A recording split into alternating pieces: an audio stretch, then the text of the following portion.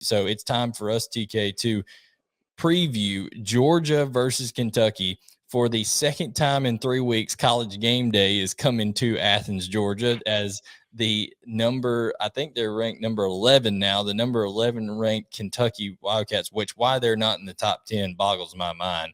But the number 11 ranked Kentucky Wildcats coming to the number 1 ranked Georgia Bulldogs. This is the latest that Georgia has been ranked number 1 in a season since 1980. And so the Georgia Bulldogs are 6-0 on the year, 4-0 in the conference. Kentucky the same. And TK, you got Georgia here, two very similar operating teams, right? You got Georgia averaging 39.8 points per game. That's 12th in the FBS. They only allow 5.5 points per game, TK. That's number 1 in the FBS. They've outscored their opponents this year 293-33 on the year so far through 6 games. They average 433 yards themselves each game, and they average allowing only 203 yards a game, TK. Kentucky, they are 31 points a game. That's 55th in the FBS. They allow 17.5. That's 20th in FBS. They get 411 yards per game and allow 305. So, TK, you got two teams that are in the top 20 in defense and scoring defense, and they're pretty stingy overall. I think both of these offenses are going to have challenges when it comes to facing the opposing defense, but maybe in different ways, because Kentucky does it a little bit different with that zone coverage and some of those late zone blitzes and things like that. And Georgia, they're in your face, they're manning things up, they're trying to get pressure with 4. So, what's your initial thoughts on this game, as it's a huge atmosphere once again with Georgia and Kentucky? Yeah, stage is set for another great one, obviously, but Mark Stoops is coming in here with an amazing defense. In my opinion, I think they're probably the second best defense in the SEC East, behind us.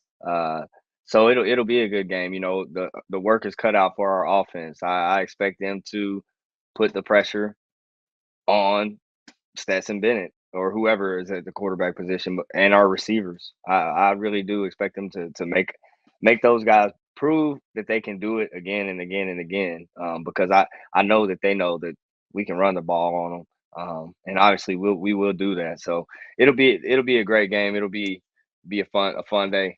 I think it'll be another fun day to be a dog. And when you talk about Will Levis for Kentucky, right? They needed to get things going in the air. He was efficient for Kentucky, right? He was 14-17, 145, 3 touchdowns. They're still not really stretching the field. You know what I'm saying? They're not really being extremely explosive in the pass game. But I will say that they're trying to do a better job of getting the ball to Wan'Dale Robinson. He had 8 catches for 60 yards.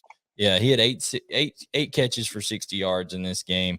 But TK, I think that when you talk about Wan'Dale Robinson, I think Georgia will do things with their defense to say one's not going to beat us. You know what I'm saying? Yeah. 100%. They're going to take Wan'Dale out of the game, and then it'll be, can Kentucky's offensive front make enough room for Chris Rodriguez to make a living, against that Georgia D? He had 16 carries for 147 yards. TK, I think this is going to be a tremendous matchup.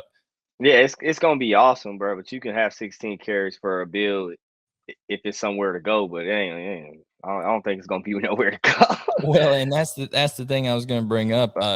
Obviously we like to talk about the spreads and see what's happening right here.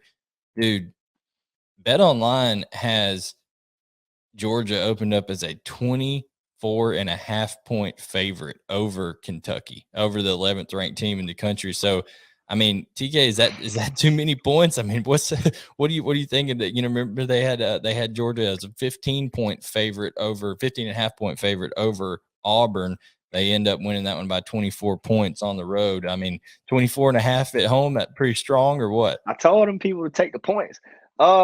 Man, this Georgia defense honestly is. Oh, it's come down a little bit, just so you know. It's 22.5 now. 22. Oh, okay.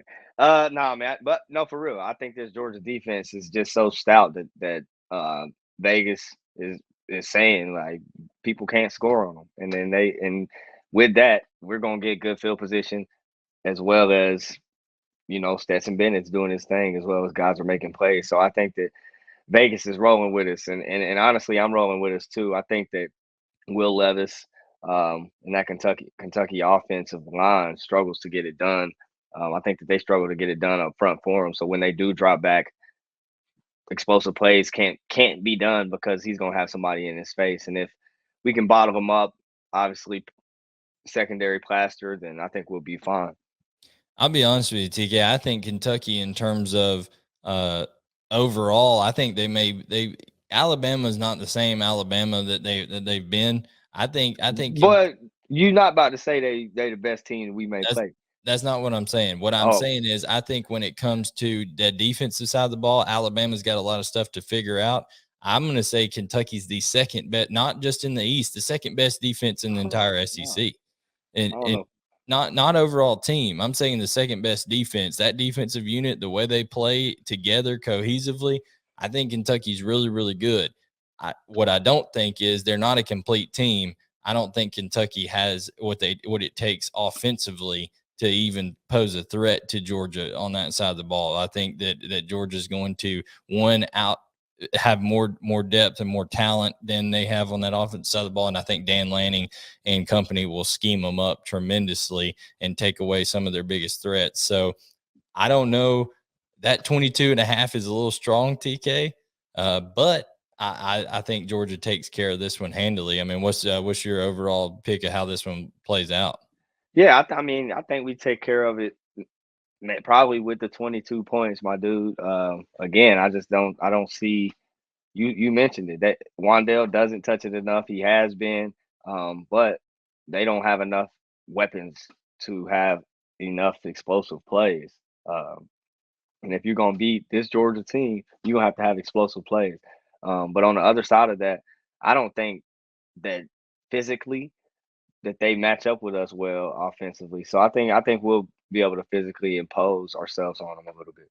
Yeah, but you were kind of balking back a little bit when I was saying they may be the second best defense. I mean, just by how they play. I mean, I don't they see fly how around, bro. They definitely fly around to the ball. Coach Stoops. I mean, yeah, you know what? I won't say they're not. I mean, they have 9 seniors starting on the defensive side. Right, they got a lot of experience. Coach Stoops got them rolling. You could very well be right. You could very well be right. Yeah, so we'll see. We threw out score predictions last week for Georgia Auburn. I said 28-0 over Auburn, and on the Kentucky game, I said Kentucky would win 27-17. Obviously, both overshot my expectations there on the point side of it. What are you thinking in terms of this Georgia Kentucky game? Man, I think they struggle to score. Probably like a 38-10 game. Yeah, I like along those lines. I think that Georgia is able to get some points on the board. I do like a field goal here or there. I'm gonna say that maybe Kentucky has a great run by Chris Rodriguez or Wan'Dale makes a play just because they're good players. So I'm gonna say they score one late. I'm gonna say Georgia 41-17 in this 41-17. 41-17. So I'm taking them to cover. I am taking them over the 22 points. So taking them to cover and win Georgia in this game.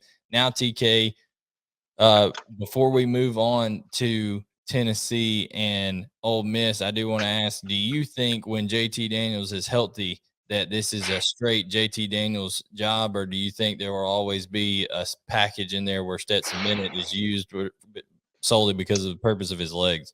Man, I think he's making it hard now again, just because he's doing all the right things. But yeah, even when JT gets back, he doesn't move like Stetson moves. He doesn't he can run the read option like Stetson can run the read option. So I think there definitely will be a place for him if he's not the guy. I mean, you think about some teams have a Wildcat package, right? It's like every play is a Wildcat package with Stetson Bennett. The dude can scoot. He hits 20, almost 21 miles per hour on the GPS. I mean, he can run. You know, No, he can slide. He need to come see me for his jukes though. His juke was a little bendy, yeah. but he can run for real. Yeah, he can. I think on that 4th and 2 in Auburn's 41, it was a 4th and 2, and they did the little zone read, and he ripped off a 30-yard run where nobody even knew he had the ball. You know, that's They kind got me. They got me on that one. that was kind of that brings a different element to that Georgia team. It also got Smoke Monday thrown out of the game on that targeting where my man put his dang crown right and tried to go through Stetson's face mask. So, you know, I mean, I know that's it's hard to legislate that out of the game and all that kind of stuff now, but you know, hey, that's what you get when you get a quarterback running these days. It seems like it puts even more pressure on the defense, TK, because we can't hit him in the head, you know. So yeah, but yeah. The ejection. I mean, I'm with the flag, but you ain't got to kick the dude out the club. yeah, they should probably change that rule.